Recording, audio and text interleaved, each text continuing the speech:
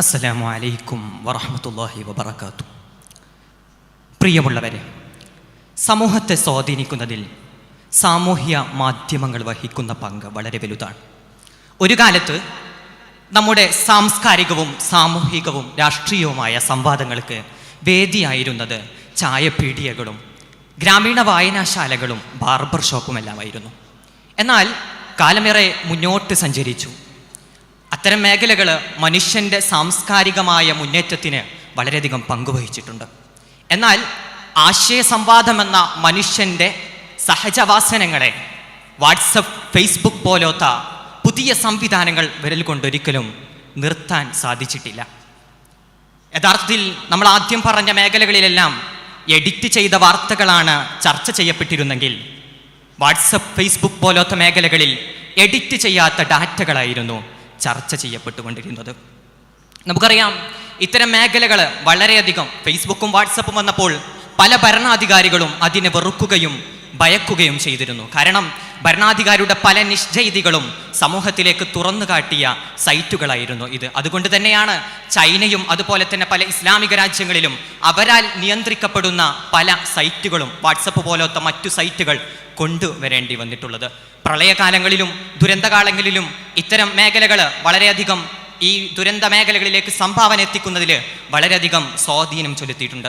ഇത്തരത്തിലുള്ള മാധ്യമങ്ങളുടെ ഗുണങ്ങളെല്ലാം പറഞ്ഞു വെക്കുമ്പോഴും പൂർണ്ണമായും സുതാര്യവും ഒരിക്കലും നിയന്ത്രിക്കപ്പെടേണ്ടതല്ലാത്ത ഒരു മേഖലയല്ല സോഷ്യൽ മീഡിയ എന്ന് ഒരിക്കലും നമുക്ക് പറഞ്ഞു വെക്കാൻ കഴിയില്ല. ഈ സമൂഹത്തിൽ സാഹോദര്യത്തിൻ്റെയും സഹിഷ്ണുതയുടെയും ഭാഷ പറഞ്ഞ് ഐക്യം പടുത്തുയർത്തേണ്ട ഇത്തരം മേഖലകൾ ഇന്ന് മൗലികാവകാശത്തിലെ അഭിപ്രായ സ്വാതന്ത്ര്യത്തെ ലംഘിച്ചുകൊണ്ടുള്ള ഒരു നിയന്ത്രണവുമില്ലാതെ അവര് വെറുപ്പും വിദ്വേഷവും വർഗീയതയും വിസർജിക്കുന്ന ഒരു രീതിയാണ് നമ്മൾ കണ്ടുകൊണ്ടിരിക്കുന്നത്. എത്രമാത്രമെന്ന് വെച്ചാൽ ഇന്ന് ജനങ്ങൾക്കിടയിൽ ഏറ്റവും വലിയ കാണുന്നൊരു പ്രതിഭാസമാണ്, ഒരു ന്യൂസ് കിട്ടുമ്പോൾ അതിൻ്റെ അടിസ്ഥാനം പരിശോധിക്കാതെ ഷെയർ ബട്ടൺ നൽകി മറ്റുള്ളവർക്ക് എത്തിക്കുന്ന ഒരു രീതി. എന്ത് ഗുണമാണ് യഥാർത്ഥത്തിൽ ഇത്തരത്തിലുള്ള പ്രവർത്തനം കൊണ്ട് ലഭിക്കുന്നത്? പോസിറ്റീവായ ന്യൂസുകൾ ലഭിക്കുകയാണെങ്കിൽ അത് മറ്റുള്ളവർക്ക് ഷെയർ ചെയ്യുന്നത് വെറും ഗണ്യമായത് മാത്രമായിരിക്കുമെന്ന് നമുക്ക് കാണാൻ കഴിയും. ഈയിടെ ആദ്യകാലങ്ങളിൽ മെട്രോ വന്ന ആദ്യകാലങ്ങളിൽ ഒരു വ്യക്തിയുടെ പോസ്റ്റ് കേരളത്തിലാകെ ചർച്ച ചെയ്യപ്പെട്ടിരുന്നു.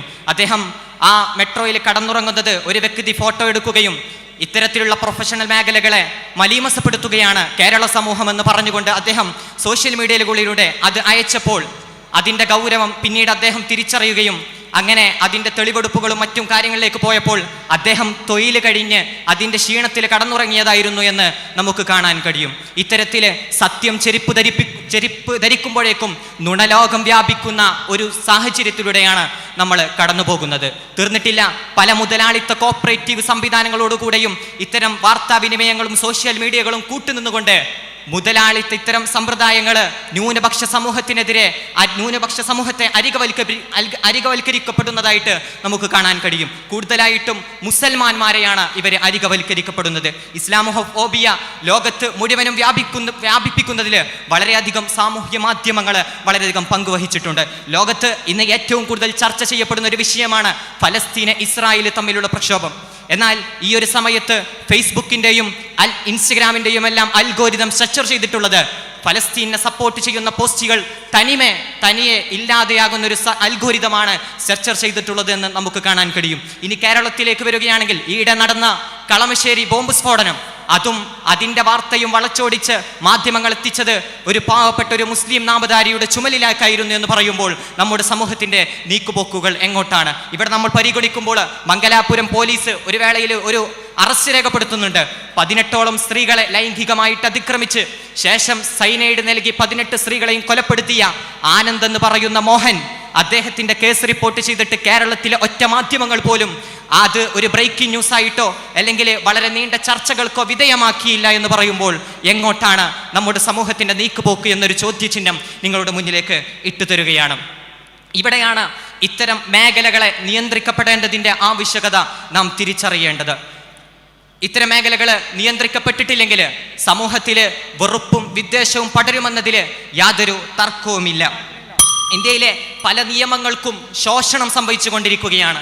അതുകൊണ്ട് തന്നെയാണ് ന്യൂയോർക്ക് ടൈംസ് വരെ ഇന്ത്യയിലെ ജനാധിപത്യത്തിന് ചരമമടഞ്ഞുകൊണ്ടിരിക്കുകയാണെന്ന് അച്ചയടിക്കേണ്ടി വന്നിട്ടുള്ളത്.